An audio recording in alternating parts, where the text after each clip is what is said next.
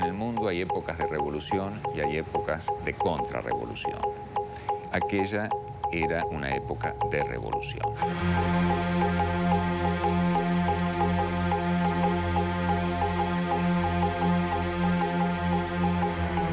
Estábamos en aquel entonces en 1972 y había un gran enfrentamiento entre las fuerzas democráticas y los militares que habían usurpado el poder derrocando al presidente constitucional Arturo Illia en 1966.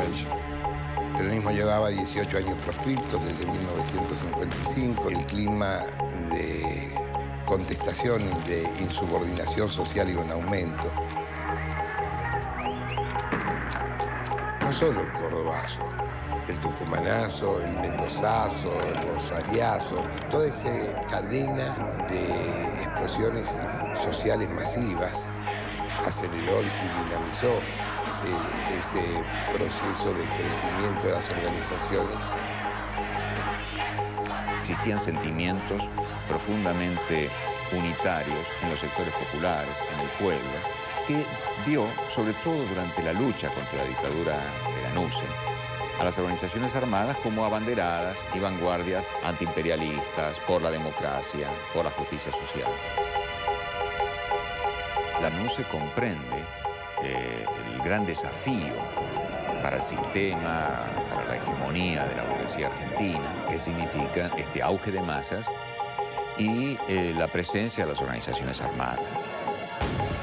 Comienzan las desapariciones, hay una aplicación generalizada de la tortura. Era muy difícil formular una denuncia de tortura, de malos tratos, y que prosperara, que se investigara. Era realmente lamentable cómo llegaban los presos. Éramos abogados defensores de los presos políticos, de los presos de la guerrilla, de los sindicalistas combativos. Nunca les preguntaba a los presos ni qué pensaban, ni de qué partido político eran.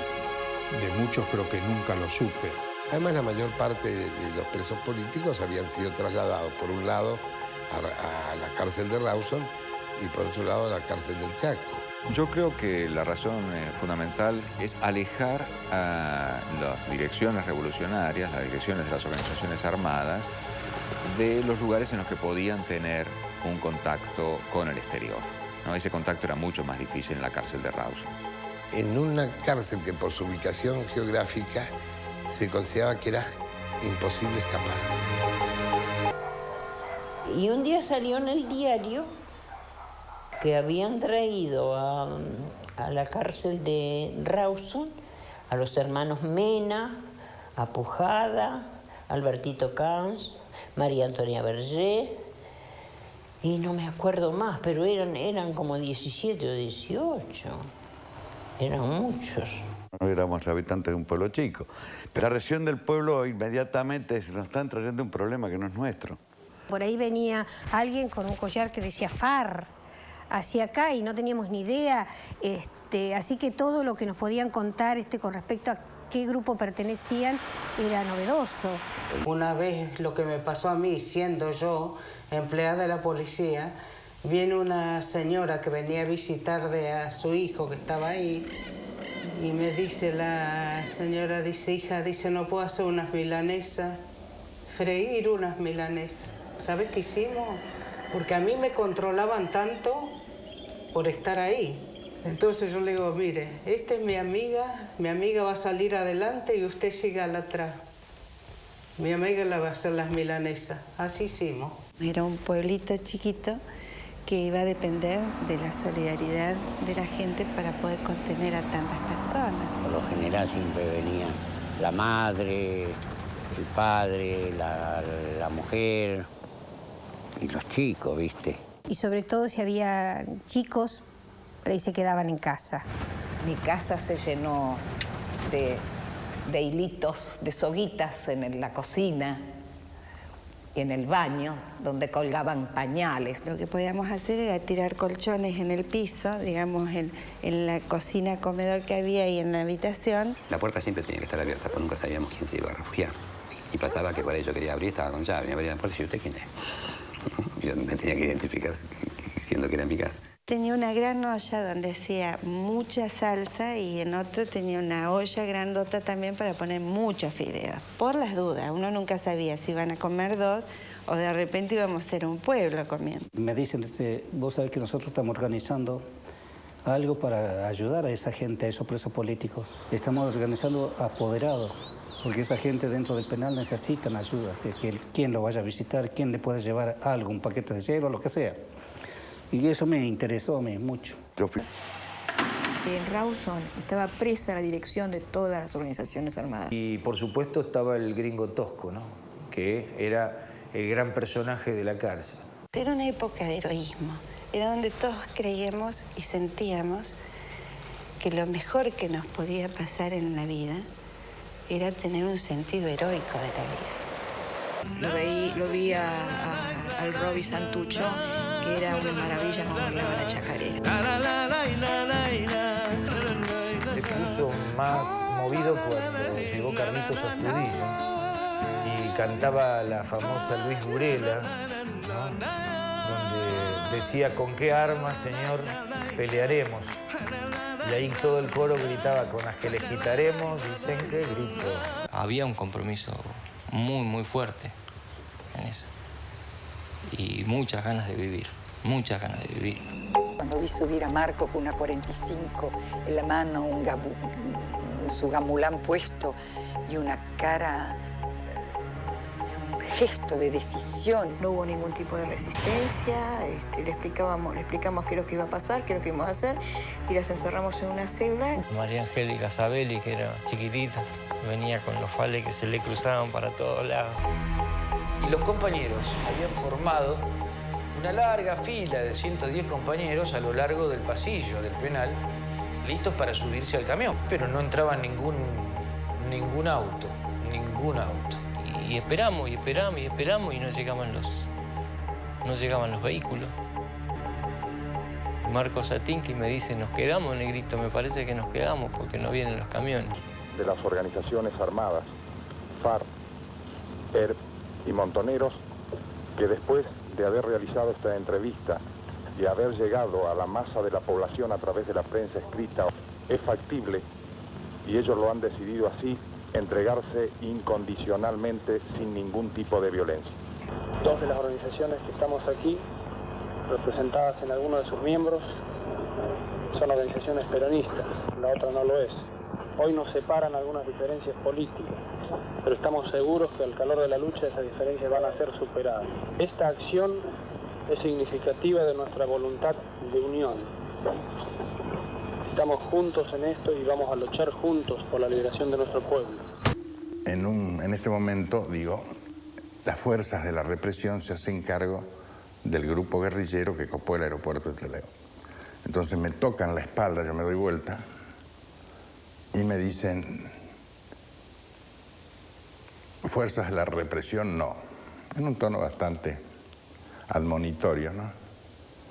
Capitán Sosa de la Marina de Guerra. Nos pide el jefe de la base, el capitán Pacagnini, nos pide que bajemos. Bajamos con el juez y ahí nos comunica que ha recibido una orden del presidente de la Nación, el general Lanuse, de trasladarlos a la base. Y no, pero esto no lo he arreglado y que esto no lo he convenido, que nos van a matar, que acá tenemos por nuestra vida. Lo que podés decir en un micro, encerrado después de haberte rendido y con todo rodeado por fuerzas militares. Y dice,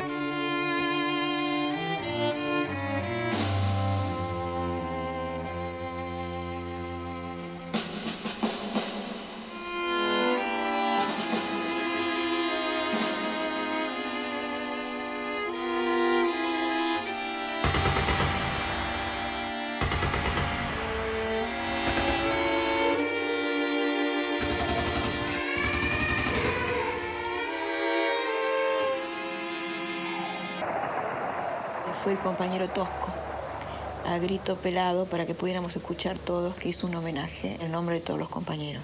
Yo era la primera vez que lo escuchaba a Tosco hablar. A mí se me concedió un honor proletario como obrero de hablar para despedir En el sentido físico, a los 19 compañeros para nosotros eran 19. A cada nombre de cada compañero y de cada compañera gritábamos presente hasta la victoria siempre. Eso fortaleció nuestro espíritu para superar las dificultades y para marchar unidos, construyendo esa revolución históricamente necesaria para nuestra patria y para nuestro pueblo.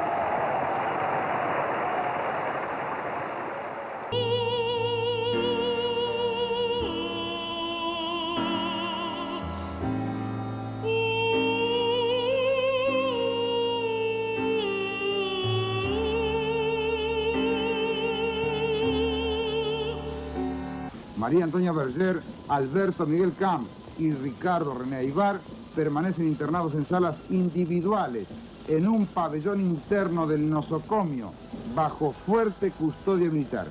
Sosa se lo protegió hasta el punto que no fue posible seguirle su rastro.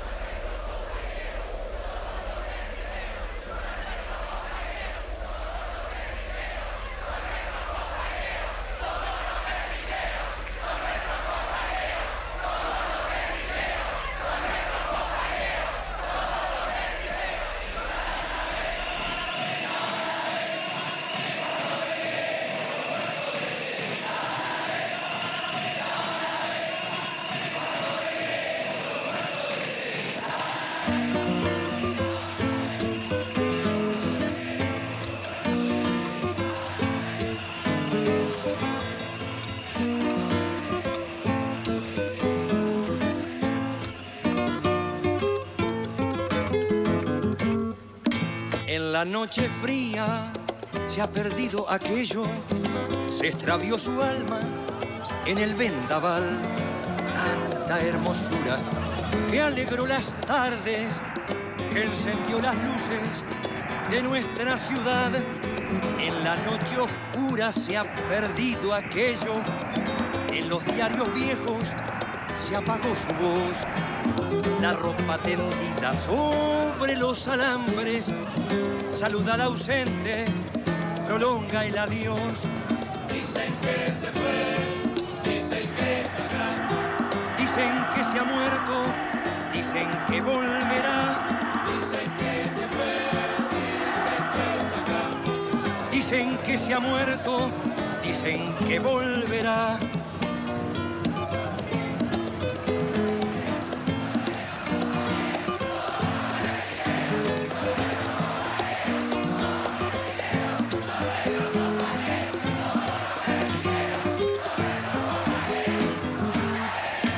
En las avenidas limpian las vidrieras, se abren los balcones para que entre el sol.